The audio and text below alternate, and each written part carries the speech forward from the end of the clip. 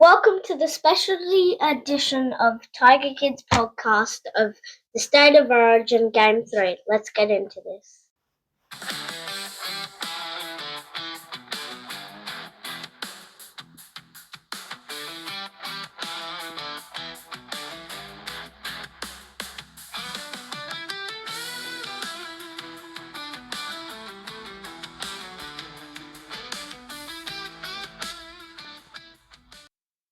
Let's look at our decider. The series is locked in at 1-1. Of course, 8:05 p.m. The decider at Accor Stadium here in Sydney, a home decider for the Blues. Okay, now we're going to do the Queensland Maroons. The fullback, we have Hamiso Tabular-Fidow. The wingers, we have Xavier Coates and Valentine Holmes. The centres, we have Robert Toya and Gemart Shibaski.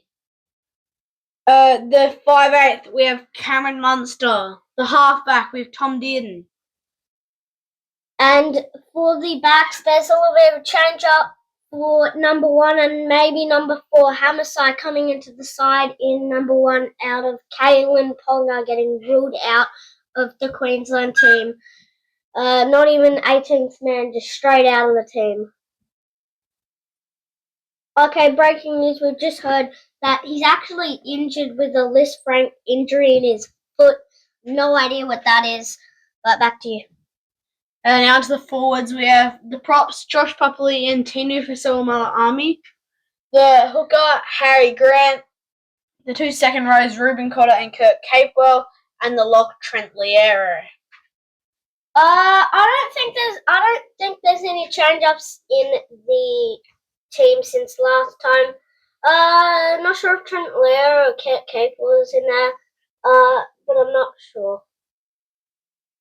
You're close to being right, except for the fact that Josh Papali is come out of State of Origin retirement to play in prop for the Queensland Maroons. He was in retirement, but he's come out for the Queensland out of retirement for the Queensland Maroons because they're struggling that bad. Now time for the interchange. Number 14, Kurt Mann. Number 15, Lindsay Collins. Number 16, Patrick Carrigan. Number 17, Jeremiah Nanai. Pretty strong interchange coming off the bench. Apart from Kurt Mann, I kind of think he's overrated. Don't really think he plays that well in the NRL. I don't really think he should be in the team, but let's get on to that.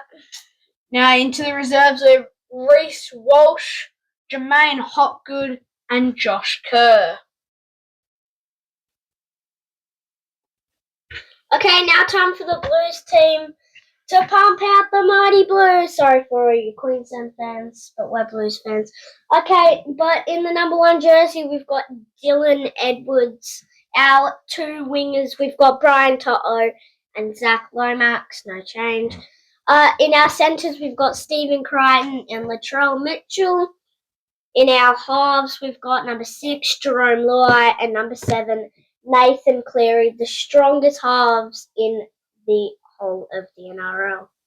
Now with Jerome Luai being a Tiger, let's hope he performs very well.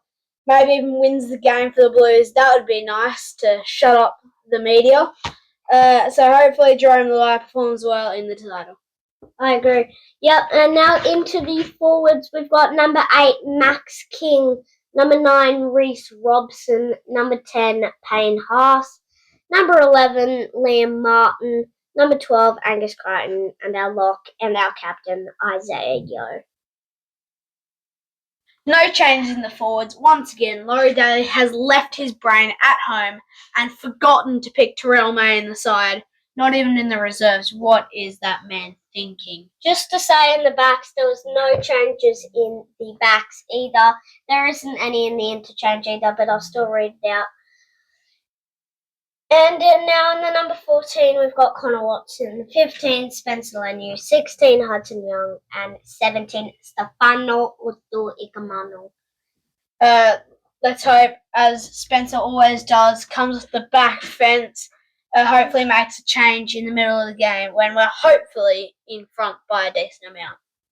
And I think all we've got in the reserves is some new people in the reserves. Bradman Best coming into the side, but he's only 20. Our 18th man, Jacob Carraz. 19, Lindsay Smith. And 20, Bradman Best. And the referee, Ashley Klein, like usual. Okay, that's the end of the team list segment. Now we are going to do the preview of the game. Okay, now it's time to get our thoughts on the game. The game will be pretty close, I reckon, between the Queensland and New South Wales.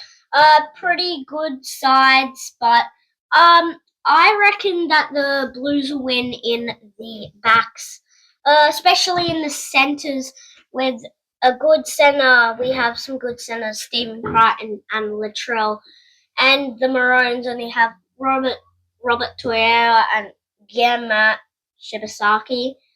Dylan Edwards and Hamasai both play fullback, but the backs is more often that they can usually beat the Queensland Maroons. Do you agree with me? Yeah, I pretty much agree. Forwards are pretty even. Let's hope people like Payne Haas and Liam Martin can dominate up the middle just as much as we hope to dominate in the backs.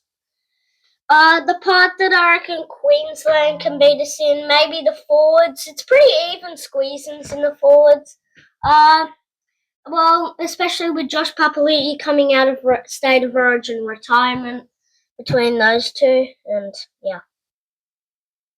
Okay, now our tips. It'll be a pretty close one, but I'm gonna tip the Blues by just. I'm gonna go with 18-14. I'm looking at predict a score. I'm going obviously Blues, but I'm predicting a margin. I reckon they're going to win by 8 points. I reckon they're going to kick a conversion just to go up by 2 and then score in the final minutes to make the margin 8 points. But that could all change in our Captain's Challenge segment.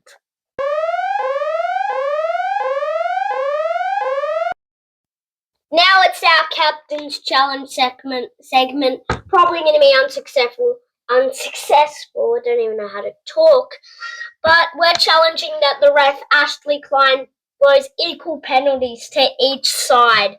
Because last time, what was it, like 12-2 penalties? Felt like it indeed.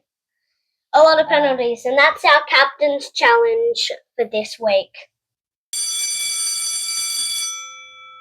Just a short potty for this week. Hopefully, West Tigers captain Jerome Luai leads New South Wales Blues to a huge victory against the Queensland Maroons. Don't forget to tune into our regular weekly Tiger Kidz potty on Thursday night. Okay, bye. It's time to leave. Peace out, Tiger Kidz fans.